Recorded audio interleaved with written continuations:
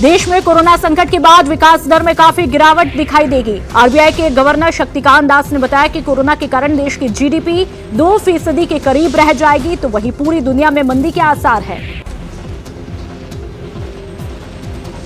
RBI governor ने कहा कि कोरोना को देश के आर्थिक हालात पर बुरा असर पड़ा है। खेती और कारोबार को गंभीर चोट पहुंची है, लेकिन देश में अनाज की कोई कमी नहीं है और किसानों को मदद पहुंचाई जा रही है।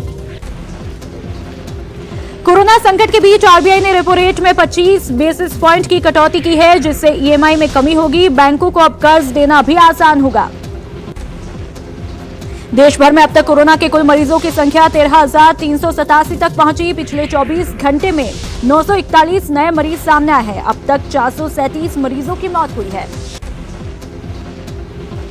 देश में कोरोना मरीजों के स्वस्थ होने की संख्या तेजी से बढ़ रही है। पिछले 24 घंटे में 200 से ज्यादा मरीज ठीक हुए हैं, जबकि अब तक देश भर में करीब 1,750 मरीज ठीक हुए हैं। भारत में कोरोना से ठीक होने वालों की संख्या 12% है।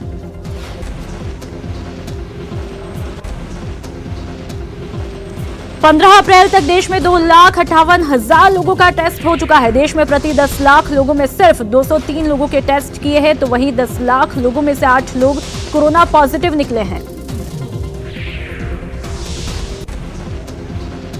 दुनिया में अब तक कोरोना से मरने वालों की संख्या बढ़कर 1,44,000 से ज्यादा हुई है। वहीं 21,57,108 कोरोना के मामले सामने आए हैं, जबकि 5,43,519 लोग ठीक भी हुए हैं।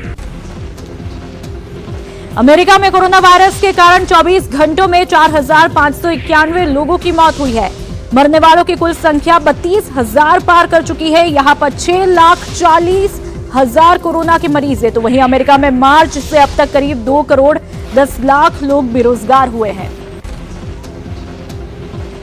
कोरोना से मौत को लेकर चीन ने अब नया आंकड़ा जारी किया है, जिसमें कोरोना से मौत के आंकड़े में 50% की बढ़ोतरी सामने आई। वुहान में 1,290 लोगों की मौत हुई, तो पूरे चीन में 3,869 लोगों की मौत का आंकड़ा सामने आया है। 2 दिन की राहत के बाद देश की राजधानी दिल्ली में संक्रमण का आंकड़ा फिर बढ़ा है। दिल्ली में संक्रमण के कुल 1,640 मामले सामने आए। यहां पर 38 लोगों की मौत हुई। दिल्ली में हॉटस्पॉट इलाकों की संख्या बढ़कर 60 हुई है। एमपी में कोरोना से अब तक 65 लोगों की मौत हुई, जबकि पॉजिटिव मरीजों की संख्या 1,260 तक पहुंची। एमपी का इंदौर कोरोना का नया सेंटर बन चुका है। पिछले 24 घंटे में इंदौर में 146 नए पॉजिटिव मरीज मिले हैं। इंदौर में अब पॉजिटिव मरीजों की संख्या बढ़कर 842 हुई, तो वहीं इंदौर में कोरोना से मौत का आंकड़ा बढ़कर 47 हुआ है। राजस्थान में कोरोना पॉजिटिव मरीजों की संख्या 1,169 पहुंची। अब तक 16 लोगों की मौत हुई, जबकि कोरोना को मात देकर 82 मरीज जो हैं वो डिस्चार्ज हुए हैं।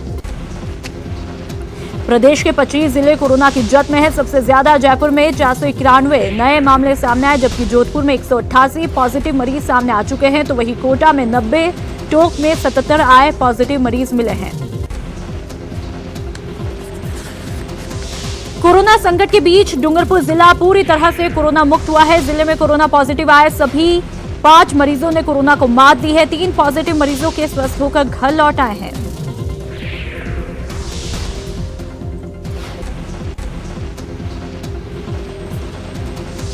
जोधपुर में एक कोरोना पॉजिटिव मरीज की मौत हुई है। खेतानाड़ी निवासी 54 साल के शख्स की अस्पताल में इलाज के दौरान मौत हुई।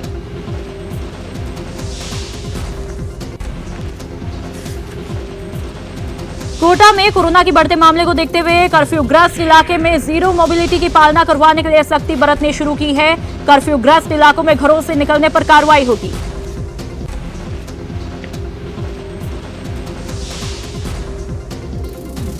बिहार के मुंगेर में 2 बच्चों समेत एक ही परिवार के 11 सदस्य कोरोना पॉजिटिव पाए गए। बिहार में पिछले 24 घंटे में मिले 11 नए मरीज सामने आए हैं। राज्य में मरीजों की संख्या बढ़कर 83 हुई है। गांधीनगर में वैज्ञानिकों को कोविड-19 के जीनोम की जानकारी हाथ लगी है। इससे कोरोना की वैक्सीन बनाने में मदद मिलेगी। छत्तीसगढ़ में 3 नए कोरोना मरीज मिले हैं, जिससे कोरोना पॉजिटिव मरीजों की संख्या फिलहाल 36 है, जिसमें से 23 मरीज रिकवर हुए हैं, तो वहीं 13 का इलाज जारी है।